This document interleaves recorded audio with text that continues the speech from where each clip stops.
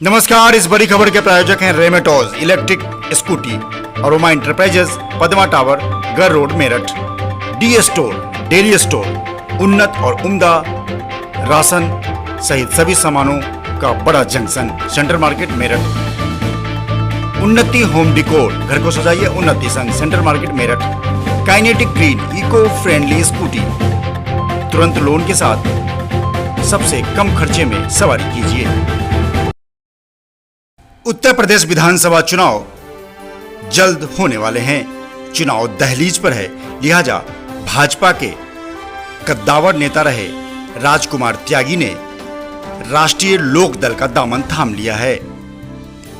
उन्होंने पार्टी पर किसान विरोधी और पुराने लोगों की उपेक्षा का बड़ा आरोप लगाया है। राजकुमार त्यागी सन 1987 में भाजपा से जुड़े थे। 3 बार मेरठ के क्षेत्रीय अध्यक्ष रहे मेरठ क्षेत्र के, और 1 बार पार्टी के एमएलसी रहे। सन 1996 में प्रदेश कार्य समिति के मेंबर बने। सन 97 में उन्हें भाजपा पश्चिमी उत्तर प्रदेश क्षेत्रीय टीम का अध्यक्ष बनाया गया। 97 से लेकर 2008 तक लगातार 11 सालों तक वो भारतीय जनता पार्टी के पश्चिम उत्तर प्रदेश के क्षेत्रीय अध्यक्ष रहे। उसके बाद 2003 से 2009 तक वो भाजपा के टिकट पर उत्तर प्रदेश विधानसभा में विधान परिषद में एमएलसी रहे। लिहाजा ऐसी कौन सी वजह रही जिससे मोदी योगी की सरकार में उन्हें भाजपा को छोड़ने पर मजबूर कर दिया। आइए जानते हैं राजकुमार त्यागी से कि वो क्या कहते हैं। राजकुमार त्यागी से रोजाना खबर की एक्सक्लूसिव बातचीत।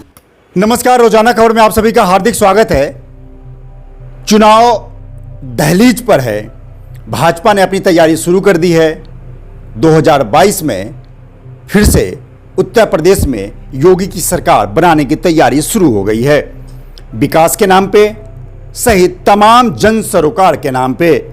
लेकिन सबसे बड़ी बात यह है कि मेरठ पश्चिमी उत्तर प्रदेश या यूं कहें पूरे उत्तर प्रदेश में भाजपा के कद्दावर नेता रहे राजकुमार त्यागी ने चुनाव से ऐन वक्त पे पार्टी का दामन छोड़ दिया है।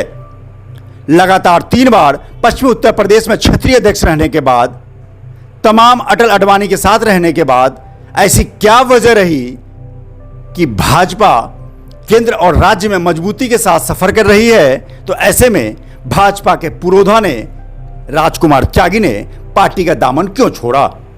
आखिर कौन सी वजह रही? आज यही तमाम मुद्दों पर बात करने के लिए रोजाना खबर आपको रूबरू करवा रहा है राजकुमार त्यागी जी से, जो पश्चिमी उत्तर प्रदेश भाजपा के 3 बार क्षेत्रीय अध्यक्ष रह चुके हैं। अभी उन्होंने लोक दल का दामन थामा है। सर, रोजाना खबर में आपका बहुत बहुत धन्यवाद। सबसे पहली बात तो ये बताइए सर, ऐसी क्या वजह रही कि आप 3 बार क्षेत्रीय अध्यक्ष रहे, एमएलसी रहे, और अब भाजपा, चूंकि कहा जाता है कि भाजपा 20 सालों तक देश में राज करेगी, ऐसे वक्त पे आपने पार्टी का दामन छोड़ दिया है? देखिए, आज देश में और प्रदेश में किसान वर्ग के साथ जिस प्रकार से जातियां हो रही हैं, और पिछले 8-9 महीने से दिल्ली बॉर्डर पर किसान अपना आंदोलन या धरना प्रदर्शन कर रहे हैं, वो जो 3 बिल पार्लियामेंट से पारित हुए बिना चर्चा के हुए, और उन तीनों बिलों को उनका अध्ययन अगर हम करें तो हमें ऐसा लगता है कि जो एमएसपी है, अगर किसानों की उस मांग को, उस जायज़ मांग को अगर हम स्वीकार करते हैं कि उनको लीगल गारंटी मिलनी चाहिए एमएसपी पर, तो उनकी ये बहुत मांग जायज़ है। दूसरे,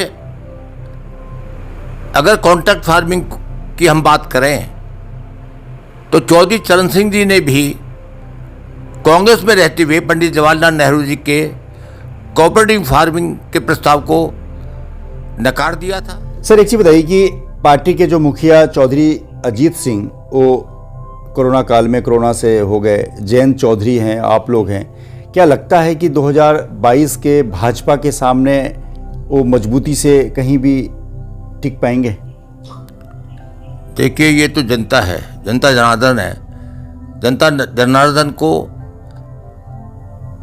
मजबूर कर दिया है भारतीय जनता पार्टी की सरकार ने सोचने के लिए कि हम इस वर्तमान सरकार को दोबारा रिपीट करें या हमें इसमें परिवर्तन करना चाहिए। और मैं समझता हूं इस समय जनता का जो मूड है वो परिवर्तन के पक्ष में है।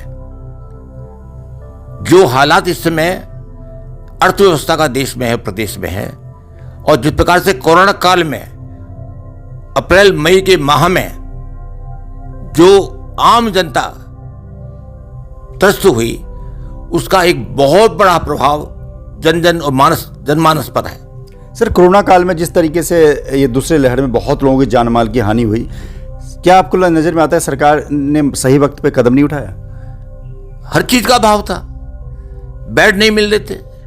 मेरे पास कितने लोगों के टेलीफोन आए कि साहब एडमिट करा दीजिए, बेड दिलवा दीजिए, ऑक्सीजन नहीं मिल रही थी, परिवार नष्ट हो गए। हर मोहल्ले में, कॉलोनी के अंदर 2, 4, 5, 7, 10 लोगों का मतलब स्वर्गवास हो गया। मतलब कोरोना काल इतनी विभीषिका थी वो कि उसका जो मैनेजमेंट सरकार को करना चाहिए था एडवांस में, वो नहीं कर पाई। तो इसका असर क्या चुनाव में देखने को मिलेगा? हाँ बिल्कुल, क्योंकि ये है कि जनता हर प्रकार से त्रस्त है, चाहे वो स्वास्थ्य के विभाग से हो, चाहे वो शिक्षा के मामले में हो, चाहे वो खेती के मामले में हो। हर क्षेत्र में एक प्रकार से लोगों में हाहाकार मचा हुआ है। अर्थव्यवस्था चौपट हो गई है, बाजार खाली पड़े हैं, बाजार में कोई ग्राहक नहीं है, खरीदारी नहीं हो रही है। है कि भाजपा को, चूंकि आप भाजपा के पुरोधा रहे हैं, क्या नसीहत देना चाहते हैं वो पार्टी के कार्यकर्ताओं, जो पुराने कार्यकर्ताओं को नजरअंदाज कर रही है? क्या आप कहना चाहते हैं? अब दिल में क्या कसक है आपकी? अब देखिए, चूंकि मैं एक प्रकार से भाजपा में नहीं हूं, अब मैं लोकदल का सक्रिय सदस्य हूं, इसलिए उनके बारे में तो कोई टिप्पणी मैं करना नहीं चाहता।